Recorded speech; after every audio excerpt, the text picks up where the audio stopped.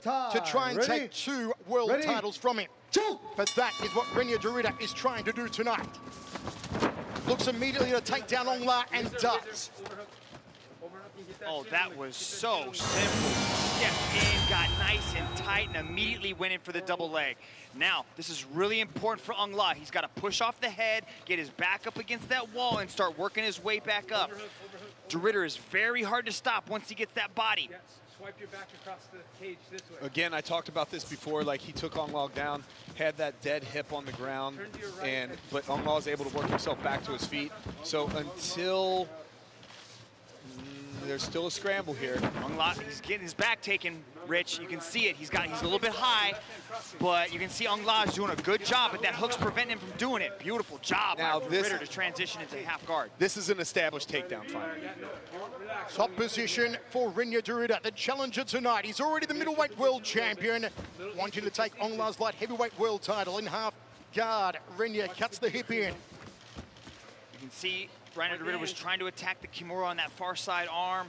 Aung knew what was going on. Aung is very talented in jiu-jitsu. He knows what's going on. Now you can see RIDDER is trying to wrap up that neck.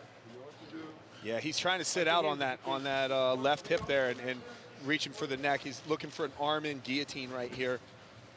Man, these long arms of RIDDER are so difficult to deal with, especially when you try to scramble. He starts looking for darces and anacondas. Now he's attacking the arm here. Aung easily takes the back, and there's that body triangle. It's like deja vu, Michael. The same one from last time they captured in the middleweight belt. The body triangle wrapped around the midsection of Aung San. This is danger for Aung. Yeah, I'll say this about RIDDER taking Aung's back. It's not as much as him taking the back, as much as it is that he forces his opponent. He forced Aung to move in a position where Aung gave him his back there. Aung's got to get to the other side. See how he's leaning to the knee side of RIDDER? He's got to try to get to the locked side, that foot side, which is the other side, so he can relieve some of that pressure. RIDDER's got a nasty squeeze inside that body triangle. Still a long time to go, 2 minutes 45 remaining. First round set for 5. It's all one-way traffic right now to RDR. Yeah, RIDDER does a good job with that left leg, lacing it behind or underneath the knee of Aung inside the calf there. So, like Mitch said, he's got to get that foot. He's got to get RIDDER's foot on the ground, but he's got to get that leg laced out first. And you can tell with RIDDER's long legs, like this is a very difficult position to deal with for him. RIDDER said he would tap out Aung inside of 3 minutes. How's the defense looking from Aung tonight, Dragon? It's better, but he's getting, RIDDER's a little bit high, and so he has to kind of reach down to attack the neck. And Aung learned something from the first time. He's defending his neck very well, but RIDDER is not going after the face crank like he did last time. RIDDER's got a nasty squeeze, ladies and gentlemen. He's got a vice-like, slow, pressure-style grip. Aung's got to be very careful, and RIDDER might go into mount here. Yep. And those punches from RIDDER, you can hear those. Arm triangle. You can hear those from up here. Aung's got to clear that left arm. You can see he's trying to walk to the other side. Turning. RIDDER's turning. Is this the end for Aung San? Is this it? Give up. Is this it? Oh, holds on, he's out of trouble. That was close. Wow. That was razor close. Oh, wow, he's out. How about this? Here comes Aung. Looks for the hammer fist. Will he allow RIDDER back to his feet so he can work the striking? Hammer fist there from Aung. Side control, Aung. Wow, Aung initiates back into the ground, jumps into the guard of RIDDER. No fear coming from Aung. Good right hand to the jaw there from Aung with 1 minute to go inside the guard of the Dutch Knight. Right there, right elbow over the top. Nice one. Good left hand from Aung. Should he be getting out of here? Should he be standing up? I'm not sure why Aung didn't back up and make RIDDER stand again, unless he thought, you know what, I can take the topside position here, and I'm not sure that I can defend the takedown again. But he was easily comfortable down there. Maybe not easily comfortable, but he was able to maintain, survive 2 submission attempts, and do his work. He's like, all right, I'm not scared of you. I learned from the first time. Rich Franklin? We're on the same page here, but all week we've been talking about how Aung needs to keep this thing standing. Slinging the legs, Aung San, a turn of tide for the Myanmar superstar. RIDDER staying on his back. He does not want to get to the feet with Aung. How taste my feet, fires another up kick. Slings the legs again to Aung. Final stages of the opening round. Most of it was for Reinier de Ridder, but then Aung La turned the tide as we go to the towels. Well, how about that, Rich Franklin? Aung La was almost done as Reinier de Ridder was turning, but then Aung La escaped and got to the top. Yeah, absolutely. You can see here, de Ridder was on the back, does a great job of working the body triangle, lacing the leg with his left leg there underneath Aung La's. And this is how he spent most of the round in control. He was able to earn that takedown. Obviously, the grappling superiority on the ground most of the match, but eventually Aung La was able to turn the tides and get back on top, and so he did finish the round strong. It wasn't enough after 5 minutes to put him ahead on the scorecards. I wouldn't count this, the arm triangle, which we didn't get to finish seeing in the replay there, but I wouldn't count that as a near submission. Aung La did a good job of defending that. Instructions in the corner from the team at Sanford MMA for Aung La Nsang.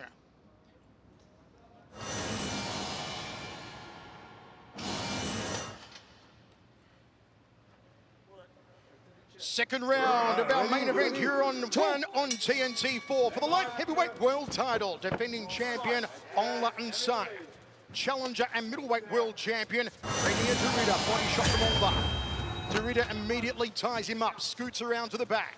Man, he's so good at that. The way that he slips around to the backside like that, but Aung La's wise to it. Now he's got to defend. He's got to stop this single leg. De Ridder has beautiful transitions. It's not just his first attempt, but it's also the second and third coming from De Ridder. Aung La's got to get very heavy on the hips. He's got to separate that grip. Man, you look at the damage that Aung La did to De Ridder's left leg on the outside. You can't see it from this angle, but he lit that thing up when he was standing in the guard right there. Sucked that leg in, pulled Aung La down to the mat, but Aung La's trying to work his way back up. Still on my scorecard, guys, just so you know, I have not scored this as a takedown yet because he hasn't secured the takedown. Aung La still has the ability to get up here until De Ridder actually secures a position and begins to get offensive on the ground. It doesn't score. Rich Franklin is not an official judge. He's just pretending to be one on TV. Aung La momentarily glancing towards Olivia Coast, saying, "You're going to break us, Olivia." There's no action coming from RDR at the moment. This is a great tactic by Aung La. You saw it. You saw it in the last match that he had with RDR when RDR had his back, and Aung La was looking at the referee like he has nothing. He has nothing. He did the same thing against Big Dash as well, working the ref. That's veteran experience is what that is. Man, just relentless. He goes after one, goes after the other, trying to get that single leg. Again, trying to pull out the knees. But Aung La's doing a good job of getting his legs back and then working his way back up the wall. This uppercut from Aung La, beautifully placed on the inside, nice and tight. And another uppercut from Aung La as RDR dropped down for a single to execute a takedown. De Ridder was getting ready for a match, but this was taken on short notice. So as this match hits those championship rounds, it's going to start to wear on him. He wasn't prepared for this type of work. I wonder if in his mind, the psychological effects of having those takedown defense defended, Rich, are starting to weigh heavily on his mind. Absolutely, and you know, De Ridder here is working a lot for these takedowns. We've seen this earlier tonight. We saw it with Eddie Alvarez, this pressure against the fence. We've talked about this, Michael, and this takes a lot of energy out of you.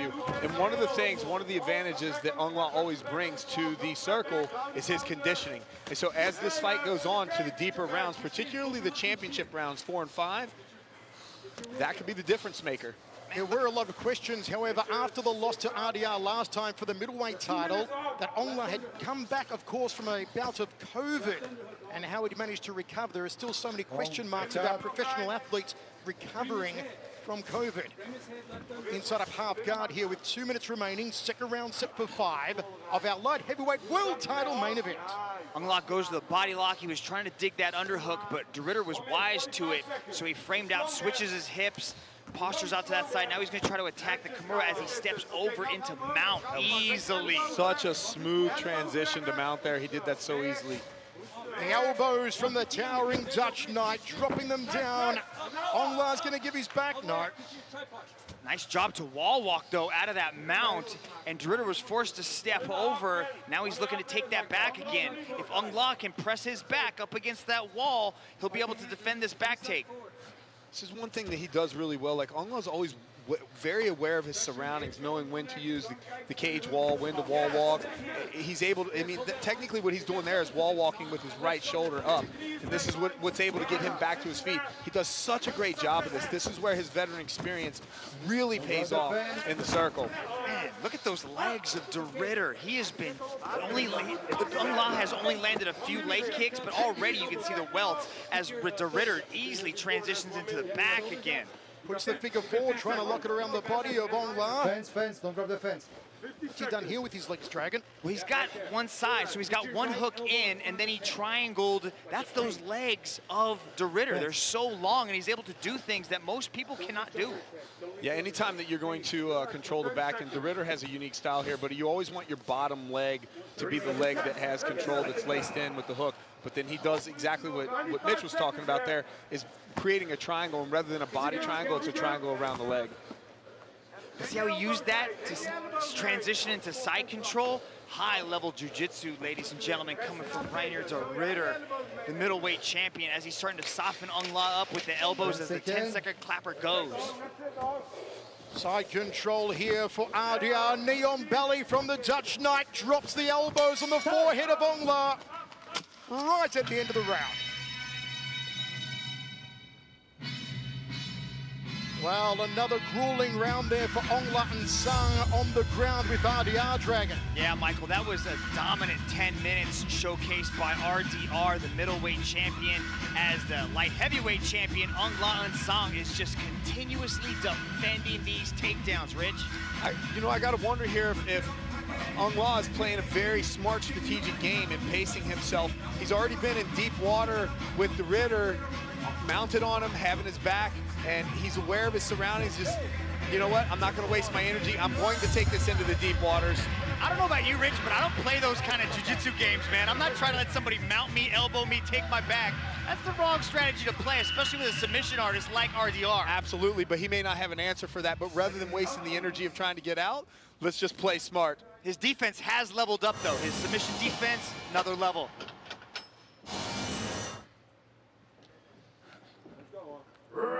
Ready? Round 3 of 5 for the light heavyweight world title, held by the man left of screen, Aung La and Sung, against the middleweight world champion, Reinier DeRidder of the Netherlands. Rick, how do you see it after the first 10 minutes? Yeah, after 10 minutes of action, DeRidder, in both rounds, he was able to land the takedowns, back control, and pretty much control the ground. Aung La had a minute to a minute and a half of shining at the end of the first round, but it wasn't enough to really close any kind of lead. So in my cards right now, DeRidder has a pretty significant lead, and if this trend continues, obviously he's going to go with the victory here. But this is still anyone's match, obviously, because we do not judge on a round-by-round basis. Popping left hands there from RDR. Posting up with that right arm. Aung La. Both men breathing hard here in the third. Lots of instructions coming from Henry Hooft and the team out of Sanford MMA from Florida in the corner of Aung La and Sung. Also here, like we do in the gym. RDR dragging the Burmese Python down, puts the hooks in, gets the back control. I expect the body triangle to come here pretty soon. You can see the way that RDR is trying to lace those hips. He's going to take that leg, wrap it around him, pins him into position. Now this, ladies and gentlemen, just creates a tight squeeze on Aung La and Sung. Not only is he holding him there, and it's hard for Aung La to really get out of this, but it creates pressure on the stomach, and it makes it very difficult to breathe. Aung La now needs to shift his weight to the foot side. You can see how RDR is trying to keep him to the knee side, which is his right side. Aung La needs to go to his left, so that pressure starts to diminish on the squeeze that he has on his body, and also starts to relieve some pressure so he can get out. I mean, we talked about Aung La doing a better job with defense here. Obviously, this choke that he's threatening, that RDR is threatening with here, he's not in any real danger yet. Oh, that was very crafty with the heel kicks to the stomach, right? Hurts me watching that. But, you know, Aung La's got to be careful here. This is round 3. We talk about the championship rounds. That's where he always shines. But little by little, this match is starting to inch away from him. And it may get to the point where it's so deep that Aung La will have to earn the knockout or the submission in order to actually win this thing. RDR thought about an armbar, couldn't lock it on. Got the gable grip there, going for possible arm in. Knees to the head of a grounded opponent, of course, are perfectly legal under the global rule set. We saw the same thing with Gilbert Galval when he went to that gable grip and started laying into those knees, but also what it gives him the chance to do is set this up. He's gonna attempt now to go for a Darce choke as well. That enables him to wrap those long arms, and that's exactly what he's doing. See how he's sitting into it? He's got one arm, it's basically an arm triangle inverted, so he's got that Darce choke. Let's see how Aung La defends this. He might transition and go for those knees with a gable grip. Back and forth tactics coming from RDR. The knee that he planted on Gilbert Galval was phenomenal. Trying to drive the patella into the side of the head here of Aung La. Well, it's just the way that RIDDER has his control here. He's so heavy on top that in a situation like this, like Aung La is having trouble moving. But man, look at him pulling right out of that. Amazing. Tremendous from Aung La. Glances towards his corner. They're giving him instructions, trying to talk him through this predicament. Backed up against the fence. 120 remains, third round of 5. Yeah, Michael, you said it right on the head. He was trying to peel that arm off, just listening to his coaches, and Henry Hooft is just walking him through the steps he needs to do to just survive these positions. Beautiful job by Aung La to work his way back up to the feet, but this is not where he wants to be. Aung La does his best work when he's at distance. We can utilize that big right hand, uppercuts, overhands, and also those leg kicks. He's got to create some separation. What's funny here is that the non-Dutch fighter has the Dutch style of striking. Dutch kickboxing, it's all Aung La. Yeah, 25 seconds. Let's go. The man who is not called the Python squeezes That's the back of the head. the snake. 30 seconds. Lifting up on that left arm, Aung La. 30 seconds remains now in this round. Another big round for Reinier de Ridder, but once again, as Rich reminds us, we are scoring this as a 25-minute overall bout and not as 5 individual 5-minute rounds. Yeah, I've spent quite a bit of time on the mats with Aung La. He's strong. So to see somebody like the RIDDER just on top of him with pressure and Aung La having trouble moving him makes me wish I could have a grappling session with the RIDDER. I wouldn't wish that on anyone. End of the round, we go to the towels once more, folks, wherever you're watching around the round. Improve position. What are the options for Aung La here, Dragon? Well, he's got the pressure to the right side, so you can see that he's on the foot side. That's where his body weight is leaning. But the way that Reinier de Ridder has the leg triangled makes it even more difficult for Aung La to move. See how his left leg is kind of trapped there? Now he's doing a good job of removing that, but as I say that, Reinier de Ridder transitions into full mount. Now the arm is in a bad spot. Aung La needs to clear his right arm because Reinier de Ridder is trying to drop that head down. Good job by Aung La to recover that, but then Reinier de Ridder is still on top. What dominance from RDR on the ground today. Fence. The championship rounds, but man, I mean, when you have somebody like the RIDDER on top of you, I've never had the RIDDER on. Reinier de Ridder. It's been all de Ridder so far, and he shoots in for a single early. Aung La's got to try and keep it on its feet. He stays vertical for the moment as Aung La. I love it. Yeah, Aung La needs to start working in that underhook right there with the right arm like he just did. And there's the takedown. Aung La on his back with de Ridder on top inside of half guard. Not where Aung La wanted to be within 30 seconds of this last round. Yeah, Michael, it's just a master class from Reinier de Ridder, taking this match exactly where he wanted to, having very little resistance once this thing hits the ground, trying to pass the guard here. You can see how he has that left leg down there on the thigh. He's gonna try to take his right leg, pop that through, and then just sit right into full mount. Good job by Aung La to kind of relieve that pressure from the mount. I'm wondering where Aung La goes from here if the RIDDER ends up taking this belt. Now the RIDDER holds the belt in the light heavyweight class. He holds the belt in the middleweight class. And the question is, if Aung La actually had a full camp to prep for the RIDDER, would that be the difference maker because this was on a 5-day notice? You think a rematch is warranted? Not at this point in time, but that's what I'm asking you. Where does Aung La go from here? It has never been done in history for one man to take another man's titles in 2 weight divisions. Is Reinier de Ridder now? Round 5. You're going to see the RIDDER transitioning from back to mount, landing stride. And when the full